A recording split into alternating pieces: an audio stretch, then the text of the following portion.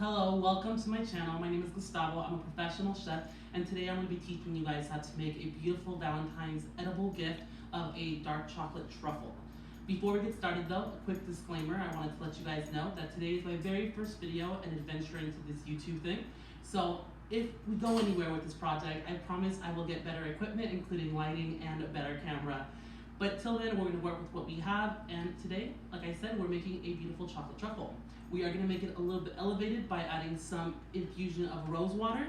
And so let's get started. We're going to be using for this chocolate truffle are very easy, and that's one of the bases that I was going off of. If you're making an edible dessert for Valentine's, you want to make it easily accessible as well as something that everyone can do, depending on what your experience is. You can make it a little bit more advanced by adding some eccentric flavors, or you can make it as easy as you want.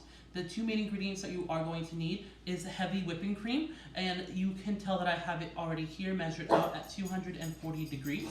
And then we also have our chocolate. I am using a 2-format chocolate. One is going to be a 36% cacao, and it's called Camillia, and then the other one is going to be a 66%, which is a darker, more robust flavor. You can tell by the color of the one that I have open here that it has a lot more milk or dairy product as well as sugar, while the one which I will open later has a darker, robust color, and that is just going to combine together to make a beautiful truffle. We're also going to be using a beautiful cacao powder to coat all of the truffle, and then to make it a little bit extra special, I'm going to make a rosewater infused truffle as well. And pour the cream right into the pot. And I'm just using a spatula to make sure I get all of the ingredients out of the measured equipment, so that way it has a true reading. I'm now going to go ahead and measure all of our chocolate. Like I said earlier, Alvarona chocolate is a higher quality brand, and I like to use a higher quality just because it makes the chocolate experience a little bit tastier. You guys will see the difference in color. One is a much sweeter, while the other one is more robust in a cacao flavor. I'm going to measure 240 grams or so of chocolate. Not necessarily have to be exactly precise, and this is one of those times where it can vary on the weight, but I wouldn't recommend that for other pastries, as this is more forgiving than other pastries will be when it comes to measuring. So I have about 253. I measured out 240. If you really wanted to, you can just grab a knife and chop off a bit of the chocolate to get 240 grams exactly. But I'm going to go ahead and just leave it because it won't make the end of the world difference. I'm then going to go ahead and just break up my chocolate into smaller chunks using my knife. And then I'm going to just add it into my cream. I'm going to go ahead and put this over a pan and let all of this get nice and melted until the cream mixture and the chocolate mixture are nice and homogenized, meaning they are one ingredient versus being two different ingredients. You can also use a whisk to kind of whisk everything together and help to emulsify all of these ingredients. Okay, now that all of our chocolate has been chopped into our cream, we're going to put this over a live fire until the cream starts to warm up, about 115 degrees, just to melt the chocolate. Since chocolate is one of those items that melt between 80 degrees to 100 degrees, depending on the format of the chocolate, be it white chocolate or dark chocolate, it doesn't need to heat very much. You could actually do this in the microwave if you're trying to go an easier route, and just heat the cream until it's nice and warm, and then melt the chocolate in there. We're also going to be adding in some rose water. The rose water is water that has been infused with rose petals that are edible, and a little bit of this goes a very long way, so you don't want to overdo it. And I'm going to let you know all of the measurements and all of the ingredient information below on the details later on. So this is just the procedure. Don't worry about the ingredients as I'm measuring them myself. I will have those all posted below on the details. Okay, you guys, so what we have done so far is we put our pan over a live fire and started to melt it. And I'm just going to go ahead and continue to mix it. You'll see little ripples in there and little streams of white. That is the cream and the chocolate homogenizing and becoming one main ingredient. If it seems a little bit difficult and it doesn't seem to be doing it as quickly as you'd like, you can also use an alternative whisk to kind of whisk everything together and make everything come in one ingredient much faster that way. What you do want to see is you want to see all of the white ripples dissipate and just be left with one beautiful, consistent color of a dark chocolate, like so. From here, what we're going to do is we're going to go ahead and pour in all of this chocolate right into our mold that has been fitted with parchment paper. That way it's easy to pull out of this mold. I've also alternatively already have made one that is in a plastic or a paper format, which I can easily rip off and discard. Now that we have our chocolate poured into our freestanding mold, I'm going to go ahead and remove it. Alternatively, other than using a metal holding utensil, you can also use a plastic/cardboard. I didn't choose to go and use a mold that is made of cardboard simply because of the fact that it will be easier to unmold. What I'm going to do from here is I'm going to rip the plastic on off, and you will see that it'll start detaching. One, because I have parchment paper coating, but also because this parchment has a very thin coating of wax on it, which is edible. I will link below where I got this little sheet of cardboard so that everyone can find it and easily access it as well. And I'm just going to remove it from all of this chocolate, like so.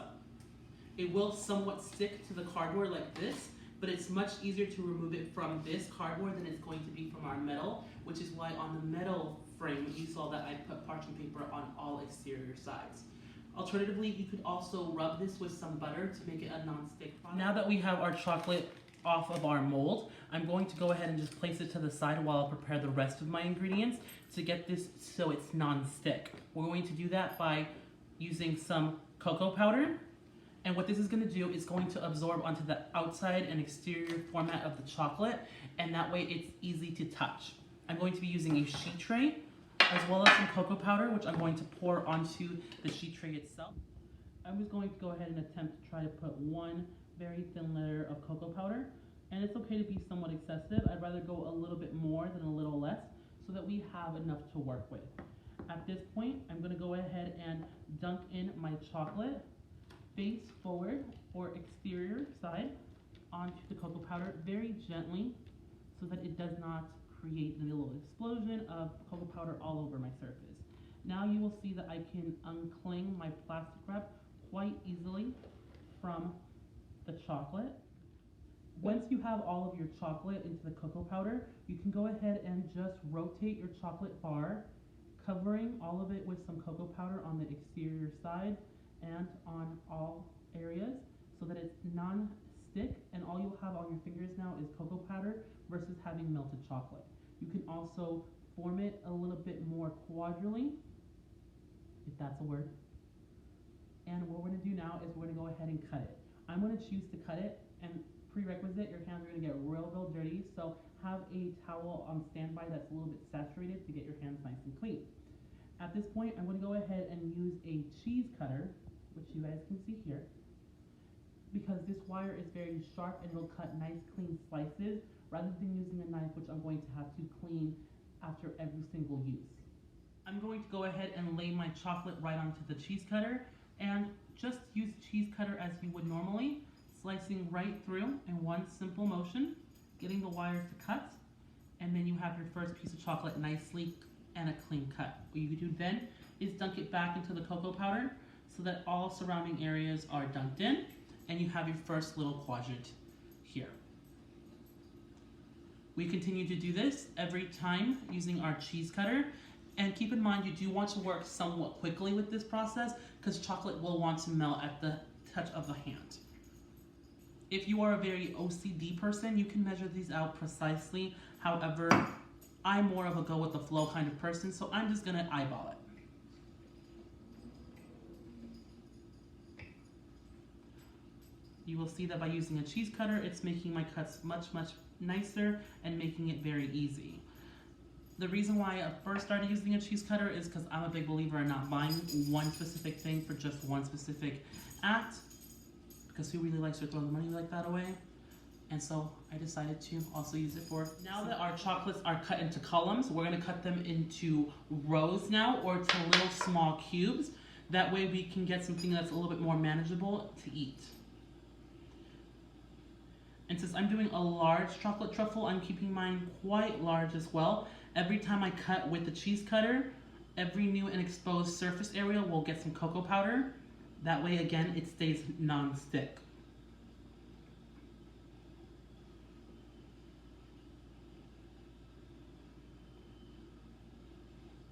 Now that we have our dark chocolate truffles cut up and coated in cocoa powder, what we're gonna do is plate them into a beautiful ramekin and garnish it with a few sprigs of mint. My philosophy on garnishing and plating is to keep it simple, keep it classy, and just do something that highlights the food. In this case, what I did is I grabbed some edible flowers from my garden on my patio, and I garnished it with some color of pink and yellow to make it really pop. Keeping in mind that the main star is our beautifully decadent and sweet chocolate truffles, which were made without breaking the bank, and something that is not super difficult to make. Anyone can make this, whether you're starting off or you're really advanced, and you can make it as extravagant as you want by buying major ingredients that will knock this out of the park, or by keeping it very simple and humble just like I did today. I hope that you guys have enjoyed me teaching you guys how to make these decadent truffles, and I hope you guys are going to try them as well. If you like this video, please don't forget to subscribe and also put a thumbs up. And again, thank you so much for sticking with me as we make our beautiful truffles right on time before Valentine's Day. Bye, we'll see you next time.